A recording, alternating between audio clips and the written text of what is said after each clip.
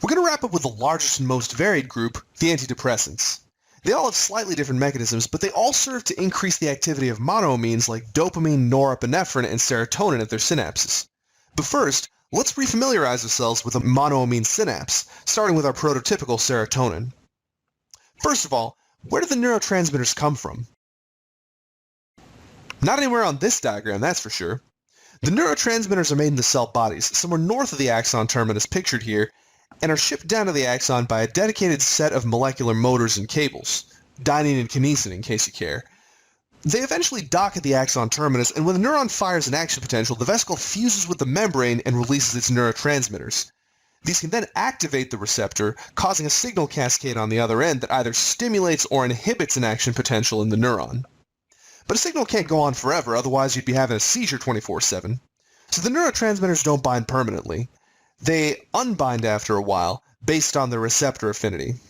That way, a reuptake channel can slurp those neurotransmitters right back up into the terminus, where an enzyme named MAO, short for monoamine oxidase, can eliminate those neurotransmitters, stopping the effect once and for all. So, serotonin is only one of the active monoamines in depression. Remember which of the other neurotransmitters are decreased in major depressive disorder? Both norepinephrine and dopamine are decreased in major depressive disorder, and each has an entire system of neurotransmission that can be modulated by the various antidepressants.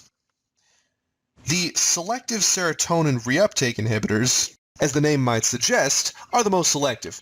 They only affect the reuptake channels of 5-HT. Now, if you block a reuptake channel, what happens to all that serotonin?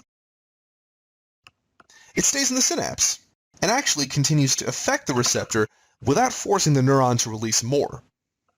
Two other major classes of antidepressant, the serotonin norepinephrine reuptake inhibitors and the tricyclic antidepressants, work in pretty much the same way, except instead of just inhibiting the serotonin reuptake channel, they inhibit the norepinephrine reuptake channel as well. Mirtazapine, which I'm going to abbreviate as MERT, because I'm lazy, has kind of an interesting way of increasing the amount of norepinephrine in the synapse. Remember what the alpha-2 receptor does? It's a feedback regulator. When there's too much norepinephrine in the synapse, it binds to the alpha-2 receptor, which feedback inhibits the release of more norepinephrine until things settle down a bit. Mirtazapine antagonizes the alpha-2 receptor, which ends up disinhibiting the release of norepinephrine. Finally, the MAO inhibitors cause the most global and least specific monoamine upregulation of all by inhibiting the MAO that breaks down norepinephrine, serotonin, and dopamine. If it's not being broken down, what happens to it? Turns out the axon terminal is actually very good at recycling those neurotransmitters. They're simply reincorporated into the existing neurotransmitter vesicles.